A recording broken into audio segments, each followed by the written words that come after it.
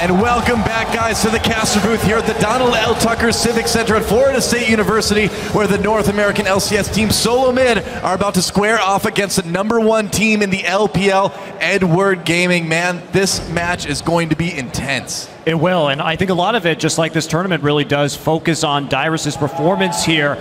Dyrus actually was the #1 player in terms of giving up first blood in the entire NALCS spring split at 35%, and he's up at 75% here at MSI. And a lot of people will be quick to blame Dyrus for this, but it really is a systemic failure from TSM. Santorin's jungle pathing really hasn't helped him out very much, and even though he's had some questionable pressure at times, it's something that they really need to solve, because top lane has proved so critical at this tournament, and the snowballs coming in off of the top lane on enemy teams are hugely problematic. It's something that wasn't punished in the North American LCS. They were always able to get away with Dyrus dying early on in the games. With the teams at the midseason Invitational, that's just simply not the case. EDG will punish it too if it happens again in this game. EDG is the most killy team at MSI right here. Actually, 3/4 of a kill per minute, 94 total kills in 4 games, which is currently the highest at the midseason Invitational. That is an insane pace of killing the enemy team. And if TSM, specifically Dyrus, continue to put themselves in situations where they can be punished, Edward Gaming, more so than anyone else, will do that. That's right. And before we get into picks and bans, guys, let's take a look at the starters. On the blue side this game, it is Team Solo Mid. Of course, you know them well. Dyrus up in the top lane, Santorin in the jungle, Bjergsen at mid, Wild Turtle at AD carry, and down to support, my favorite position, it's Lustboy, and of course, their coach, Loco Doco. TSM chance still coming through. They're not technically out of MSI yet. Not yet. Setting up on the red side is the LPL's Edward Gaming. We got Koro, who is carrying EDG in some of his games from the top lane. Clearlove in the jungle, Pawn in mid lane. Deft nearly picked up a pentakill in their last match. Mako on support, and their longtime coach, of course, during picks and bans will be Aaron. That's right, and man, I mean, TSM, these fans just don't give up, and they shouldn't. This is a team that just hasn't performed up to what we've seen them perform as in the NALCS. We know they've got it in them. Yeah, they absolutely do. It's been one of the great puzzles of this tournament is the normally very clean TSM just hasn't showed up, and it seems like everything isn't going their way. Lustboy yesterday had the lowest wards placed of any support, and in fact he's getting outwarded by several, not even just one, but several junglers at this tournament so far. Yeah, and you have to wonder whether or not TSM feels defeated right now, because they still just have that one win at the entire event over Besiktas, and this game is against a team that has looked dominated against everyone except for SKT. But we have to keep in mind, as far as bracket stage implications go, if TSM is able to win this game against EDG, and then Fnatic loses the game to Besiktas, that's what would have to happen for TSM to move on. It can happen. But until that happens, there is no reason for TSM to not give this their all and treat this as if they were still locked in for the bracket stage, a must-win. It's pretty insane, but it is time, guys, to get into picks and bans for TSM versus EDG. Looks like Gnar and Maokai the first couple bans. So taking out that Gnar right away, it has been a strategy that we've been thinking might work against EDG. Take away the Gnar, take away the Sejuani, because typically EDG hasn't been quite as strong without a lot of hard engage and crowd control. Okay, Hecarim, the second ban for TSM. Looks like we won't see Dyrus taking that one. It's about time. His Hecarim has been very underwhelming, a flashless champion. But you can see once again, this is heavily targeted as top lane bans once again. This was disastrous against Fnatic when they attempted this strategy. We can probably assume that Sion's going to be last, so is TSM going to first pick Rumble? Because that's where Koro's going to go on the first round of the draft on the red side. You would think so. Last ban for TSM should tell us quite a bit. Yeah, there's also the fact that in TSM's 3 defeats, Urgot has been picked by the opponent. Rumble. Every single one of them. TSM ends up banning the Rumble themselves, which would line up a Sion ban, but this is a trade of things. Would TSM just go all out, pick Urgot, and then throw Dyrus to the wolves? Well, it wouldn't be the first time, would it? Not quite. All right, let's see what this last ban is going to be. Long time. Are they going to give the Sion over? New team Solo Mid. Last ban will be Zed. Zed, okay. Surprisingly. Huh. Oh, what do you know? And the Shyvana possibly for TSM. A champion that Dyrus, who knows, maybe could see some success on. Smite Shyvana, we've seen it work very, very well in other regions. But is it first pick worthy? Do you give up too much? I would love this. I would love the first pick Bard, but we're not going to see it. I'm sorry. I'm so sorry, guys. There are so many things that are first pick worthy. Urgot is the most first pick worthy. It's something that has been first picked against TSM twice so far. However, this does leave up plenty of things for EDG since there were such heavily focused top lane bans. Kalista still available as well, too. Maybe a Lissandra? You think that's actually got a chance of getting locked in, Monty? We haven't seen the Lissandra very much post Cinderhulk just because her burst really isn't that effective in the late game. Yeah, she can make some kills, but it just hasn't been that much of a priority. There's the Kalista and the Rek'Sai. So apparently they're comfortable. Shyvana and Sion, pretty common top lane picks that are still up. Or will probably be comfortable playing either. You know, so this does leave a Sejuani or a Grungle in the jungle open for Santorin, but it hasn't really been about the champions for him. It's more about, you know, what he's done, or rather what he's not done. He's spent a lot of time just kind of farming and not really being in lane. Do you think maybe a Nidalee pick might get him back on track? Well, this would certainly force him to be more aggressive. It would. And it's a champion he has had some success on in the past. Yeah, Santorin needs something to create more aggression. I just want to highlight the Kalista play from Deft could end up being one of the most surprising things here at MSI as far as EDG's chances of winning. Him not having Kalista in his champion pool during the LPL playoffs was a pretty big hindrance to them, and he's had one successful Kalista performance, going to be looking for 2 in a row. Oh, maybe we'll get to see that Sion picked up for Dyrus. Meanwhile, Corki being hovered over. And an NA, that could be mid or AD carry, I suppose. And there it is, locked in. Dyrus gets the Sion. This is quite standard for TSM, and I'm glad that they're going back to the things that they won the NALCS with. Yes. There were 2 games in the finals against Cloud9 when Wild Turtle played Corki in the bottom lane. Urgot in the mid lane is something Bjergsen can dominate the lane with, and Sion is very hard to kill, which is great for them in the top lane. One thing we forgot to mention is LeBlanc is still up and available. Oh, that's a good point. In the mid lane for Pawn. It has been one of his most terrifying champions. Interestingly, we also haven't seen the Kassadin come out yet from Pawn, which was one of his big picks throughout the LPL playoffs and one of his most threatening champions. EDG is on the red side this game. They have that last pick, and they'll probably be saving that, flashing over the LeBlanc to not remind Bjergsen. And there's the Talon. Wants to use his fancy new skin, maybe. That would be not on the tournament realm yet, but Mundo locked in. All right, so Core will be able to take that Mundo up to the top lane. Meanwhile, perhaps a Sejuani for Santorin. That wouldn't be too shocking, would it? Would not be too shocking at all. They're going for an overall control comp right there. Basically just trying to mimic the things that they played well in the playoffs. To talk about the Mundo pick a little bit from Edward Gaming, if they're able to snowball that lane a little bit, he stands a high chance of becoming highly unkillable.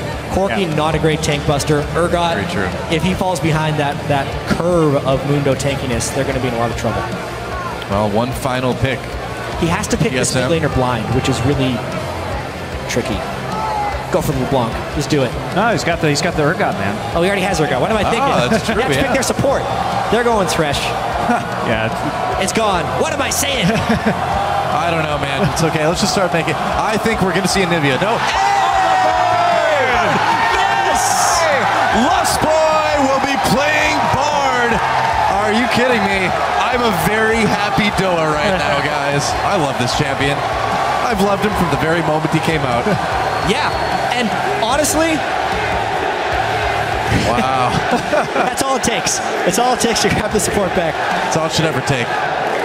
Bard in particular, I feel like is absolutely worthy of being played at this event. It's just the team coordination and individual practice, both of those in conjunction with each other, are required, and teams just haven't had enough time with him yet to play him at the highest level. He's one of those champions it's going to take a long time for teams to actually adopt, because playing him in solo queue, it gives you some experience, but he's a champion that you really have to ramp up in scrims. And there is possible Azir for Pawn coming in. This is not a champion that he actually played at all in the LPL playoffs, but has become a bit of a power pick at MSI. It really feels like coming into MSI, all the mid laners just tried to add Cassiopeia and Azir to their pool because they knew they would be incredibly important here. It's not a bad idea. That Azir does get locked in for Pawn. I'm just excited, man. Bard, finally! And TSM putting it all on the line here. Dyrus getting a champion that he's done very well on. That mid Urgot for Bjergsen. I'd say going into this one, compositionally, things looking pretty solid for TSM. Yeah, I have no idea how this bar is going to play out. I have no idea how experienced TSM is on it. Yeah. It's certainly a bit of a wild card, but that said, EDG is probably the team that's most used to playing against Bard. That's a good point, actually, yeah. Yeah, near the end of the LPL regular season, there were a lot of meaningless games because the standings were mostly set, and there was a lot of Bard play. Especially from LGD, yeah. So, a bit interesting. Huh. Very cool either way. As we are moments away from TSM versus EDG. Fans getting pumped. This is going to be an amazing game, guys. The coaches shaking hands. And the game is loading. I want to talk about Bard. Me too. Let's just talk about Bard all day. Oh, but before we do that, remember, at LOL Esports, guys, send your tweets, hashtag TSM, hashtag EDG. Let us know who you think is going to take this one. I think I've got a feeling I know which way the crowd is leaning. Really? Which way? I think probably towards TSM, if I had to put some money on it. But who wouldn't pick the team that's using Bard? Speaking of which, Bard. When he was released. Here we go. Welcome to Summoner's Rift, guys. TSM versus EDG. TSM putting it all on the line with the Bard. So, Jad, you wanted to talk about Bard. Cloth armor. When Bard was released. Oh, yeah. It almost seemed like he was made for competitive play and specifically lane swaps. Yes. Having the Meep spawn so frequently, the atrociousness of his laning phase, and the ability of him to assist ganks with the magical journey were all things that just looked like they were perfect for lane swapping. Since then, though, he's had a lot of base stat adjustments, and his pick potential has also been greatly increased. The Q packs a huge punch. If he picks up a lot of Meeps, he's going to be doing really substantial burst damage in ganks. And as TSM has generally found all of their success in the lane swap, that's the game we're most likely going to be seeing here, is Lustboy trying to go around, meeping it up, and getting the right ganks off. Yeah, starting with the cloth armor, too. Of course, Bard does have the sustain a little bit more, so you have a few more options, but I wonder if there's a more specific, I should say, level 1 planned right here. I got this one, man. Cloth armor first, you can go into a fast Seeker's Arm Guard into a first item zone. You see? I know this build by heart. A lot of people early on with Bard were actually starting Coin because he's not really going to be a laner, so they didn't really care about any type of lane presence item, and it was mainly just about roaming around. Here with the cloth armor, it would give him a little bit more combat effectiveness, but the main thing it does is it gives him the gold to actually start with that sight ward. So we'll see what he tries to do with that, because the early game action has been pretty subdued. Oh, clearly, you know, TSM has a plan coming into this one with a bit of a surprising buy early on for Lustboy. We'll see what they can do to put it into practice. All right, so this is a pretty common start among Chinese teams, with the jungler actually burning the smite onto the Gromp right there. We see it more in the China region than we see in most other places. Clearlove, of course, does have that sustain as well. Dyrus will be committing wolf suicide. That doesn't count for first blood, though, so we're safe. That's true. There we go, just getting that quick level 2 from beyond the grave. Here we go, TP right into the bottom lane, and onto Kalista. But Rek'Sai is going to be moving down to the bottom side of the map. Koro did start up in top, so he's going to be recalling immediately. Yeah. And only 3 people for a possible dive or harassment. Not probably going to be enough, and there's the TP into top. Well, the green ward that Lustboy had purchased has been placed on the red buff of Edward Gaming, so they would know at this point. Love is just going for the own red buff. Hits his first Q, that's got to be a good sign, right? Oh, a lot of damage on the pawn. Bjergsen owning up in the mid lane already. Look at that. I mean, Bard's land his first Q in lane, they basically won. Yeah, I think so. I think that's all the victory you need. Get the snare, get the win. So will they go for a gank on a Bjergsen right here from the Raptor pit?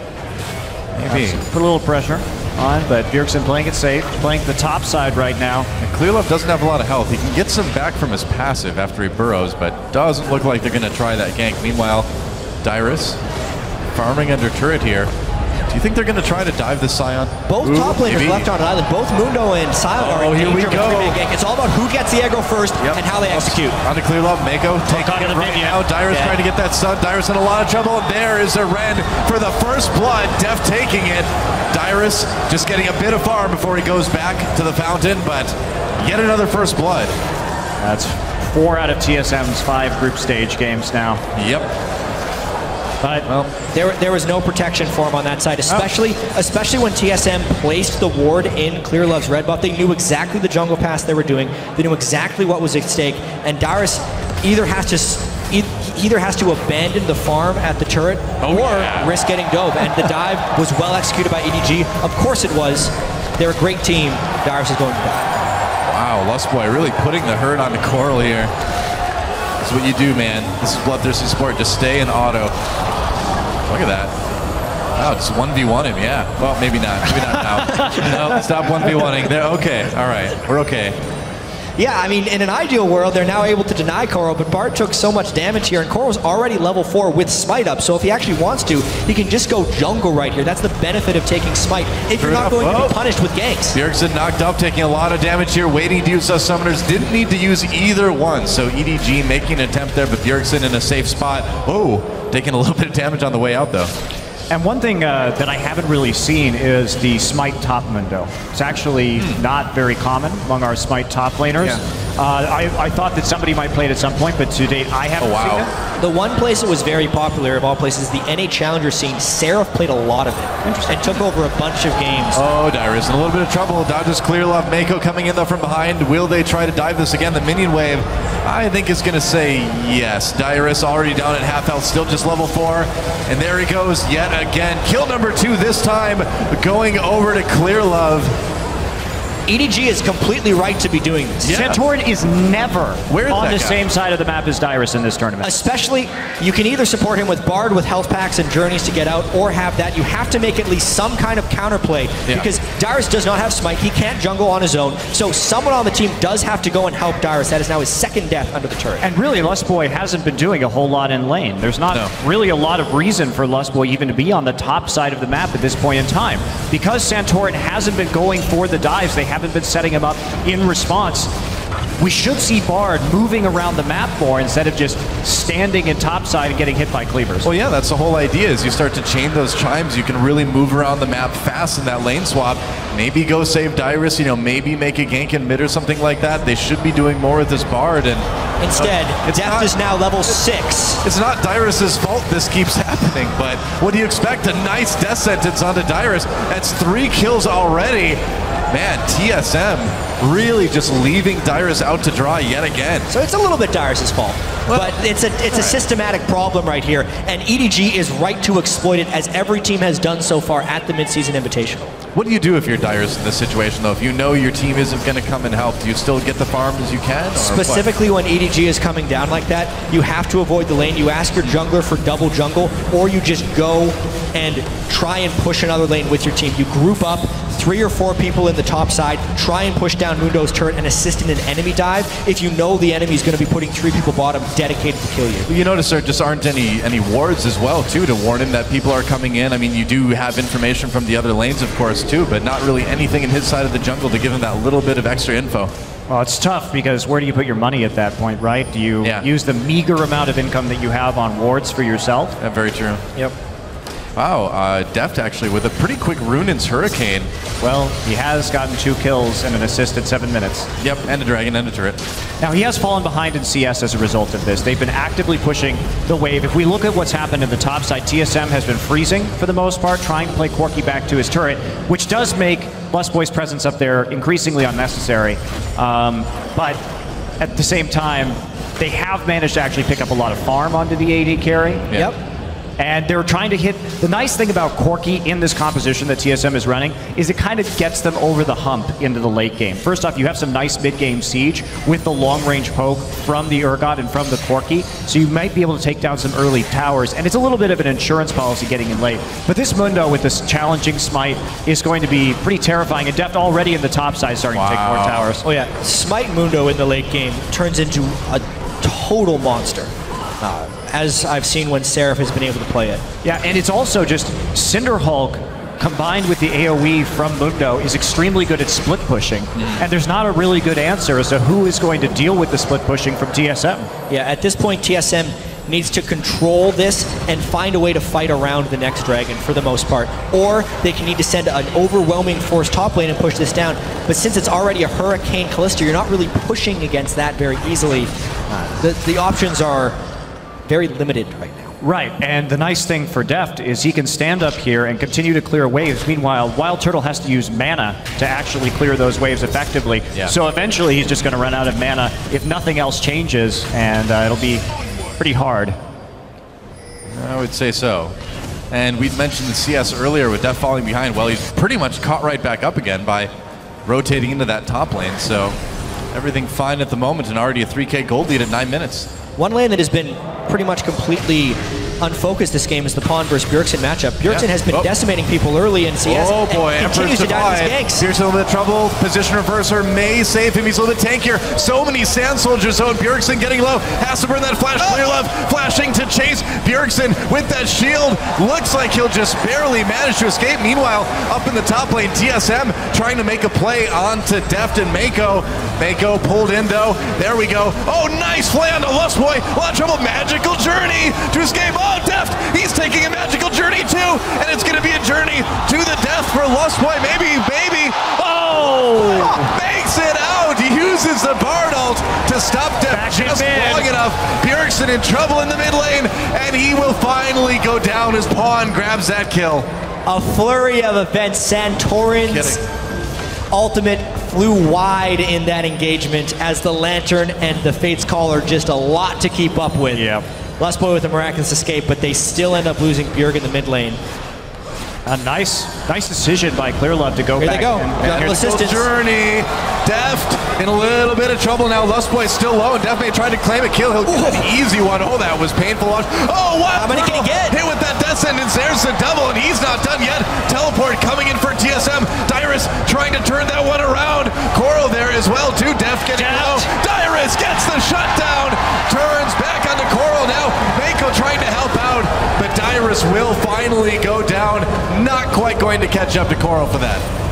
Well, that was interesting. It's mostly a magical journey into the afterlife. I know, it's not quite the magical journey, really, is it? It's kind of a deadly journey. The most unfortunate thing about all that is now, the most unfortunate thing is Dyrus reset his bounty.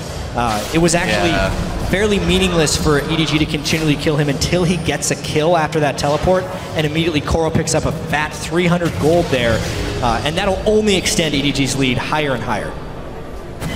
Very true. Oh, Pawn coming in onto Bjergsen. Bjergsen in a little bit of trouble. Lustboy comes in to try to save him. Looks like Bjergsen might get a dodges that death sentence, and EDG going to need to back up just a bit. EDG's tried that same gank a couple times now. It's the second time, and each time Bjergsen gets over the wall with the position reverser, so I'm really sure that's going to work as long as Bjergsen has that ultimate available to him. Bjergsen is holding on as best as he can right now. I was going to say before all the ganks happened that this was actually the first time someone has out-CS'd Bjergsen at 10 minutes, and that was majorly without jungle assistance. I do have to credit Pawn's Azir pretty heavily here, a pick we haven't seen him pull out in competitive play. Doing quite well against Urgot, who is a tremendous lane bully early on, and this game is very quickly getting out of control. Yeah, certainly starts to look that way. EDG coming in to claim their second dragon. Nothing TSM can really do about it. Lustboy getting closer, but no plays really to be made. TSM trying to put a little bit of pressure onto the mid lane. That is about it. Big gold lead for EDG right now. And for TSM to come back, they're going to need to have some pretty sick team fights. And Deft, chasing down Wild Turtle. Where's that Valkyrie cooldown? Wild Turtle taking a lot of damage. Will the Rend finish him off? There's the flash. Deft waiting for it. Oh, Rend so close. Meanwhile, Coral takes down that turret up in top lane, and it looks like they may lose one in bot as well too. Deft trying to get closer to Lustboy. Thrown in with that Fate's Call. There's a nice play. Lustboy grabbing the death sentence. He's in the box now. Tempered Fate's going to save him for just a moment. Santorin comes in. Lustboy magical journeys right into Clearlove. Oh no, goodbye Bard. He's getting a little bit low. Meanwhile, Deft dies to the turret, and a little bit of help from Wild Turtle. Meanwhile, Mako getting taken out as well. Clearlove managed managed to get the kill on Lustboy, but that may have been a little bit too far from EDG. EDG maybe going for a few style points right here, because diving between two turrets at 13 minutes into this game is not the most measured play that we've seen right here at Everybody TSM. just wants to get closer to Bard, you know? It's so awesome. It's about sending a message sometimes. We talked, EDG, even with the SKT game where they were defeated, was averaging 0.76 kills per minute. They're trying to keep up this pace right here and just make a statement to the world that they are a very good team. A very killy team. A very killy team. Yeah. Well, that was a phrase. They are a very killy team. Very killy indeed, I agree. A little too killy right here, though. Yep, Lustboy. Launching himself into the inhibitor turret. And credit to Lustboy here, the delay on both of them just long enough to magical jury himself out of there, and then also distracting Rek'Sai long enough to make it so Wild Turtle and Santorin don't die right here. Deft jumping back into the turret. Poor Callista play, I would have to say. Yeah, that's not maybe the best idea. You do have a chance to maybe dodge some of those rockets jumping side to side instead. No, man, you got to go right back into the turret for the style points. Hey, what's Callista's favorite restaurant? IHOP. Oh, God. Sorry. I'm so sorry. I haven't been booed by thousands of people once in a while, so I had to do that. Thank you. If there was a time to say that joke, that was the right time. Looking for that sponsorship. Lustboy takes a magical journey back through the bot lane. I can't say that enough. Dyrus flayed under turret. He's filled with spears. Ouch. And Deft is putting a ton of pressure onto this turret. Oh, here comes Santorin. But not able to quite do anything at the moment. Lustboy in a little bit of trouble. Wild Turtle, there's a tempered fate. Again, Coral's like, thanks, man, I need to catch up. Oh, Clear Love gets the kill there, and Wild Turtle backing off with that Valkyrie. Yeah, this Bard pick, I hate to say it, may not be working out too well. Oh, Clear Love all over Wild Turtle. Easy kill there, but here comes Bjergsen for a bit of revenge. Will he get it, though? I don't think so. There's a kill for Pawn. And this one is turning into a bit of a rout. It certainly is, and what we saw on the top side with Santorin didn't quite have his ult off cooldown yet, so Deft wasn't punished for being a little bit too far forward there. 7,000 gold already. Man. 15 minutes into the game. Well, EDG actually had it was a 16,000 gold at the 20-minute mark against Besiktas. They have been crushing people in the group stage outside of that SK Telecom game. Pawn is incredibly strong on Azir right now. Azir as well, an amazing turret pusher. He can use his Sand Soldier directly on the turret to chunk a bunch of health out of it, as you saw him do twice there. That was a lot. And he takes that whole turret down by himself. And that's a 4-0 turret lead now. Meanwhile, some fighting up in that top lane. Santorin uses his ult to try to escape, actually. Dyrus still tangling with Deft for now. Mako coming in. There's a teleport for Coral as well. Lustboy takes the magical journey through. They could have chased. Thought maybe it was a trap. It kind of was, as Dyrus loading up the sun. Coral, magical journeys right into it, but no follow-up for TSM. Yeah. Magical Journey just makes games like 10 times more entertaining. Yeah, you have to be careful, though, because Bard will line up that Q on the other side and just stun you straight into the wall. So yeah, it's actually one of the few times we've seen some reserve from EDG. Yeah. Not just all dogpiling through the magical journey. Why not? To be fair, Coral still took it knowing full well what was on the other side. He did. He just knew he was strong enough to not get punished by it at the moment. It was a good setup. You know, Dyrus loading up that max Q as well, too. They stunned him, but hard to finish off the Mundo once you've got him in position. Yeah, this Mundo getting pretty darn scary, too. Yeah, at this point, we need to start looking at the rest of MSI and the games that we have coming up, too, because at this point, TSM has one win against Besiktas. In order for them to make it out of group stage, they would need to win this game and then have Fnatic lose to Besiktas. But EDG, I'm going to say they're going to win this game. I think that's a pretty safe bet there, Jeff. I could say it. I think EDG is going to win this game. Bjergsen in a little bit of trouble here, thus furthering that hypothesis, perhaps. He'll fall as well. So it actually does make the next game Fnatic has against Besiktas pretty important as well, because in a world where Besiktas beats Fnatic, that puts 3 teams on 1 win. And we would actually still have a 3-way tie. The best of the worst for MSI. It's still a possibility that we're going to have coming up here. And EDG, it's possible. They're going to try and end this game as quickly as possible. Yep, going in onto this inhibitor turret in the mid lane, doing a lot of damage to it. Does TSM have any sort of recourse? Santorin has that ult. Oh, here comes Dyrus right through the middle, doesn't hit anybody. And now TSM, they can't follow up because there's nothing to follow up on. Pawn coming in for a bit more damage. They're going to take out Ghost Dyrus. Tempered Fate freezes people up for just a moment, but again, no damage really. Coral getting a bit low. Oh, the Wild Turtle grab with the death sentence, taken down by Clearlove. Pawn comes in, Emperor's Divide pushes Bjergsen back out. Another kill for Clearlove. What a hero, and a flash from Deft to take down Lustboy. And it looks like EDG is ready to end this one as quick as they possibly can. They took so much damage from the inhibitor turret that time, but not a single one of them ended up falling. They're just going to run back for Dragon 3. Well, Tempered Fate, not doing the best things in combination with the Silent Ultimate. He kind of moved through, right through everybody, straight into the Azir turret during that siege. But man, Pawn's Azir mechanics are incredibly smooth to travel to those Sand Soldiers and then knock people back with the Emperor's Divide. He really has those combos down nicely.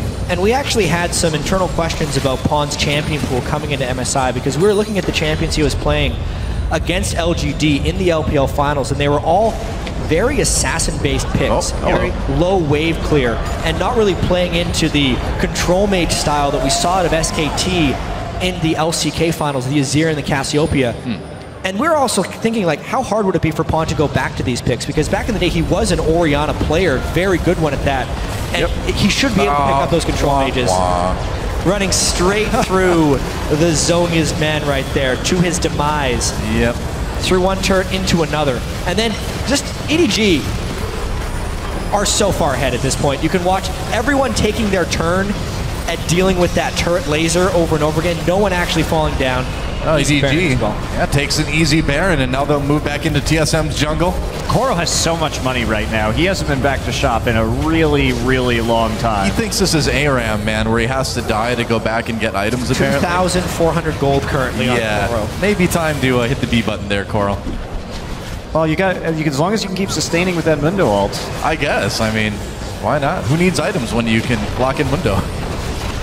Another turret going down. EDG continuing to push towards what will probably be the end of this game fairly soon. They've got the Baron buff. They've got all the power. Coral, though. Oh, here comes Dyrus coming in, and he does hit a couple people, but where's the follow-up? Clearlove blocking a lot of stuff. Dyrus gets flayed back in, filled with spears yet again. He is going to go down. That is that Tempered Fate used again by Lustboy. Didn't really get a whole lot done, as it hasn't gotten a whole lot done all game. There goes the inhibitor turret. Whoa, Pawn bending the Sand Soldier to try to get in on Santorin. And look at that, flash death sentence, doesn't connect with Wild Turtle. I could watch Pawn play Azir all day, man. So bending the Sand Soldier like that is really, really difficult. More difficult than an insect move would be on Lee Sin. I've talked to a lot of people who've tried to pull it off. You have to get the timing perfectly, because the way it works is you place your Sand Soldier, you then E towards it, and as you're about to connect, you cue it forward. So you end up bending yourself to whatever direction that is going eventually. If you do not get the timing exact, it doesn't work, and you end up just looking like a fool. Yeah, well, Pawn's definitely not looking like a fool this game. 2-0-5. Only 3 deaths total on the EDG side of things, as they're an enormous amount of gold up, about 13,000 right now. And see Def just going for the QSS as well right afterwards, taking no chances against Bjergsen. Makes sense. So also, the time in which EDG wins this game is not without consequence. In the event of a 3-way tie for first, which would happen if AHQ beats SKT later, the way the 3-way tie works is the 2 teams that have the slowest time in their victories play each other. So the team that wins the fastest would actually get the higher in that mini tournament. Now Santorin lands the ult on a couple members of EDG. Bjergsen still in a lot of trouble here. Lustboy trying to save people. They do take out Bjergsen. Now Santorin in a little bit of trouble. Another kill for Clearlove. Clearlove 8-0-7 this game on that Rek'Sai. Crazy stat line for him as we near the end of this game. Pawn just bending those soldiers for fun, man, just showing off at this point. Mako taking some turret damage, barely escaping with his life here. And Wild Turtle, here comes Dyrus. What can he do? Oh, pushed back by the Emperor's Divide immediately and nearly blown up at the same time. Mako still sticking around, throwing out those death sentences, and Deft hopping his way towards another kill on the inhibitor down in bot lane. All 3 inhibitors are going to be down at this point, and the low health on EDG should be a bit of a concern normally, but these guys just don't seem worried about anything at the moment. Pawn has to Zonia's though. Yeah, a lot of damage. Dyrus gets the kill there. Now EDG on the run. Tempered Faith, it lets TSM catch up. They're gonna kill Deft as well. Bard making things happen. Clear Love trying to get away. We got one good Bard ult, guys. We got one good one this game. I'm happy. Oh, Santorin comes in. They're going to try to get a kill on the Coral here as well, too. Oh, yeah, right into Lustboy. Lustboy getting bloodthirsty. Can't quite finish off Mako. Going to try to make a play. Wow, magical journey. And Lustboy flashes for the bloodthirsty kill onto Bard. Coral still trying to move out, but here comes Clear Love. Nice double knockup. Wild Turtle. They still haven't killed him. Oh! Are you kidding me? What? I don't even know. I'm done. I'm done, guys. Clear Love. Santorin coming in. There we go. Finally gets the kill on a Coral, but gives the double over to Clear Love. At this point, it's just a melee, man. I don't think anyone's trying to end the game now. It's just Fight Club. Brawl time. It's the small things that count in this game. You already broke the first rule, Doa. I talked about Fight Club. I always do that, man. I'm the worst Fight Club member. Clear Love didn't even bother to go back. He just wants to try to 1v1 Bjergsen with a half health, apparently. TSM's inhibitors are cycling alive and dead right now, so EDG can waltz in pretty much whenever they want here. Clear Love doesn't want to stop. Bjergsen's like, this may be a trap. Nope. Here it comes. Clear Love getting low. Oh, wow. Deft is like, no, that kill is mine. Oh, goodbye, Lost Boy. Pawn taking another one, and now EDG maybe thinking about ending this one. Maybe thinking about just getting more kills, too. I think maybe more kills is the way to go. Hey, they're keeping up their kills per minute stat. This is more than 0.76 kills per minute. They're going for more than a kill a minute this game. Another Emperor's Divide knocks Wild Turtle right into Clear Love for kill for Wild Turtle. Thank you there. Dyrus gets pulled in with that death sentence, doesn't land that stun. Meanwhile, Deft, Santorin just trying to take down Pawn. The turrets are getting taken down in EDG, ready to end this one. There goes the Nexus. Now that both Nexus turrets have been taken out, Santorin just hanging out. Mako tangling with him. There's the Flay, and Deft wants another kill. Oh, Wild Turtle blew up Pawn. And apparently this game is not going to end yet, I guess. Wild Turtle backing off now as Coral jumps in there. Uh-oh, Corki in trouble. Gets taken down, and now the Nexus finally focused. 27 kills in 25 minutes for EDG as they take the game over TSM. It's over. And the thing about EDG and this style of play is when you individually outclass your opposition role by role, you can continue to play this very grinding style because you can bet on the fact that you'll outplay and get a gold lead and keep on expanding that lead through further outplays and then itemization. And the thing is, especially in this game, EDG also won the strategic match as well. They were able to isolate Dyrus down in that bottom lane, no support, continually attacking that weakness again and again and again, putting Dyrus out of the game and also snowballing Clear Love ahead. At that point, they could use Deft and Clear Love to just take over the rest of the map. So they had the mechanics, but they also had the strategy this time around. Yeah, true enough. Well, another win for EDG, and they're in prime position now to move on potentially to the playoffs tomorrow. Another strong showing from them, and another kind of puzzling game from TSM. There's going to be a ton of questions raised back in North America and within the TSM camps about why this tournament went so poorly. 1-4 right there, 4-1. Both these teams' group stages are now done. And it wasn't just 1-4 either. It was crushing defeats. So, yep. And now, guys, it's time to head over to the analyst desk for a closer look at that match.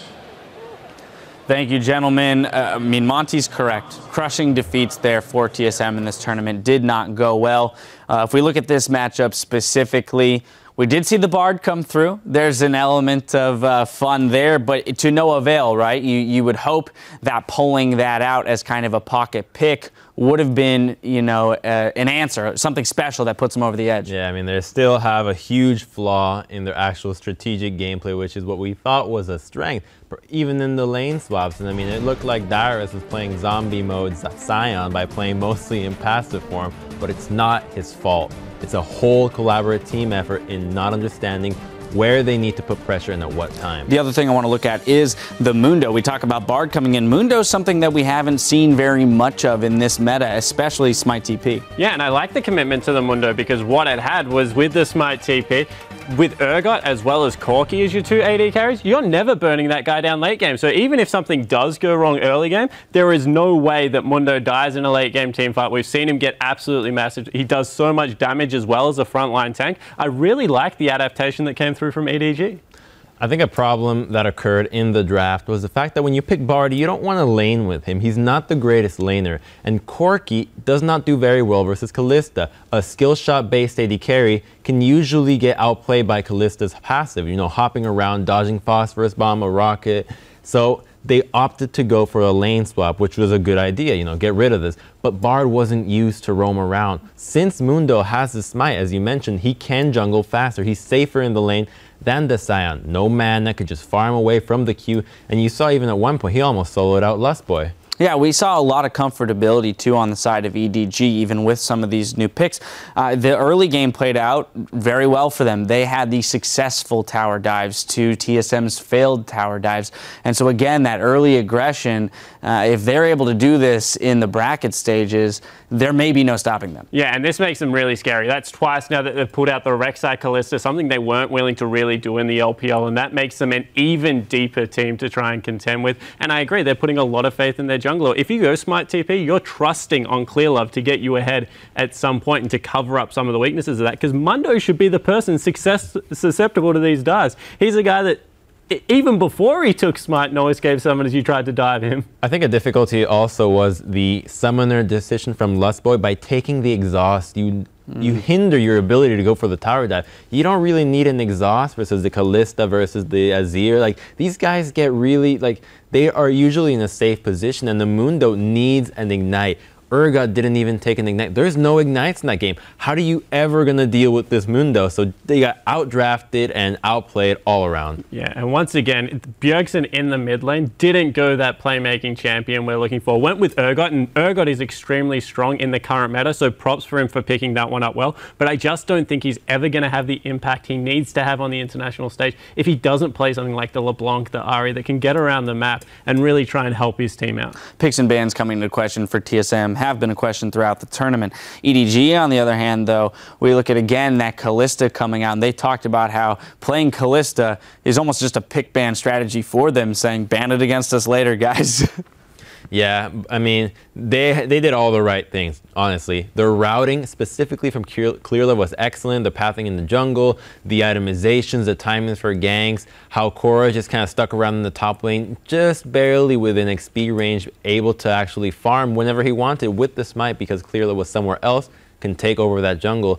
I mean, they really exploited TSM right now. Yeah. Spawn, I know you believe Clearlove is the best jungler in the world. Spirit, come on. No, I think Spirit is the best jungler in the world. I think Clearlove's the best jungler here. Gotcha. At the MSI tournament. I definitely think Spirit, he even showed it against him. He had that crazy Nidalee game. But the thing that Clearlove does better than anyone else is cover for his lane's weaknesses. He's willing to get out of the jungle a lot. I think that that really puts him in the pinnacle of junglers out there. I think that he also has an adaptive playstyle, something Clearlove wasn't able to boast in the past. Did used to try and farm up a little bit to the late game, so I like the way they've developed. In general, I think that Pawn's game was the impressive one here because showing the Azir pick really does add like that next layer again, because this is all about now. EDG had clinched. They needed to get in there, and they've done that. All right, well, we talked a lot about the early game, the playmaking there from EDG and how they got ahead. Let's send it over to the telestrator where Zyrene and Sheepy are going to break it down for us. All right, thank you guys. I am Zyrene, standing by with Fabi and Sheepy Milan, and we're going to be breaking down a play for you guys from the early game. And like Jat said earlier, there's a lot of questions here back in NA about how TSM has been performing and why has it gone so poorly. And out of the 5 games here, we've seen Dyrus be first-blooded in 4 of those 5 games. And it's not always his fault. A lot of it is lane setup, picking the Bard, not going and actually shoving waves on time. So, Fabian, walk me through the early game here. I feel like my obligation as coach is sometimes to shed on the light, especially in those lane swap situations. Tower dives are really eminent, and I think we should just jump right into the replay here and just show how it just failed for TSM to prepare the tower dive, or either way defend it. What we see here is at the around 2:30 minutes mark, bot lane EDG started harassing Dyrus, and he got a lot of minion aggro, and so it's slowly pushing towards him. And they have two decisions. Either way, one, they start hard pushing it, they bounce it against the tower and then freeze it, or they prepare the tower dive. And as we see on later, they go for the tower dive. So EDG starting the tower dive here. On the flip side, on the top lane, we have as well a non-frozen lane. And what TSM is doing here, they see the top laner coming in, and they just have the wave in the middle for no reason. And what we see here is happening is Kilov going for the red buff, going together. Santorin going for the red buff. Top lane is not pushing in, so they can't go for the tower dive. And this is the time where Lost Boy and Santorin either way needs to both TP back, because if one of them TPs back, top lane TP can come bot lane and they have a 4 versus 2. Or what's going to happen, he's just going top lane, don't do anything. It's 100% gank now at the bottom side. And Dyrus is like, where's my team? Either way, make the top lane dive happen, or defend bot lane, and none of those happens. And we actually can see how Dyrus is doing really well in this situation, forcing 2 flashes and get the farm afterwards. And what we can see also in 2 minutes later, that he's actually 10 CS up and he's 0-2. So if we just roll the clip from here on out, flashing the hook, really, really nice play. Getting a lot of DPS on Meiko, getting a lot of DPS on Clearlove, dying here, getting all the CS afterwards. And what is happening afterwards is really, really important, because they need to recover from this. It will slow push towards the enemy. And if we just run forward and see how Clearlove is actually going with his jungle rotation, what he's doing, he's instantly putting pressure bot lane again, because they don't swap the Thresh into the mid lane. They keep the pressure bot lane. So Rek'Sai is going towards the mid lane, Santorin is going back as well, and they should try to actually get any kind of cover around this area down here. This is really, really important, so that they prevent another tower dive, because if Dyrus dies again, it's going to be really, really bad. So Clearlove ganking mid lane, no wards at all at the bottom side, and Dyrus again, guys, either way make a top lane happen, freeze the lane, or help me at the bottom side, and he gets caught out. Well, Santorin had wards too, and he goes immediately after checking his Raptors. They're not there for a couple seconds. And why is he top lane? Why is Lost Boy top lane? If he's freezing the lane, and he doesn't need to be there. It's extremely predictable too, and because really 4 out of the 5 games. And really important, they had wards around those areas. He was totally fine freezing topside, and I think this is just to show why Dyrus is dying so many times. It's not his only effort. It's actually a team effort, and I think that's really important to notice. Yeah, and Clearlove didn't even do a jungle camp. After the gank, goes back, comes immediately middle to pick on Bjergsen, win that lane a little bit, knowing how to do, bottom. Yeah, just knowing how to do the jungle rotation effectively and setting EDG for a really successful game. Yeah, I really think that he's just trying to farm champions all the time and at least get his laners forward instead of getting some farm for himself, and that seems to be the prevalent style here. Yeah, I think that this is how you should play right now, and this is how we see actually most of the games going forward. Tower dives are really eminent, especially the TP play. You need to do a lot of mind games, but once you've figured out and you actually feel yourself in dire situation, you need your team to do something. Because if you're on an island, you are on an island, and your other team needs to create the second island for the enemies. All right, thank you so much, Sheepy. We need to step away for a moment, but when we return, the European LCS champions Fnatic take on international wildcard Besiktas with the last spot in the semifinals still on the line. Stay with us. What team is that? Are they all saying EDG? Oh, wow! How many can he get? Hit with that death sentence. There's the double, and he's not done yet. Teleport coming in for TSM. Dyrus trying to turn that one around. Oh, Def dies to the turret, and a little bit of help from Wild Turtle. Meanwhile, Meiko getting taken out as well. They can't follow up because there's nothing to follow up on. Pawn coming in for a bit more damage. They're going to take out Ghost Dyrus. Nice double knockup. Wild Turtle, they still haven't killed him. Oh! Are you kidding me? 27 kills in 25 minutes for EDG as they take the game over TSM.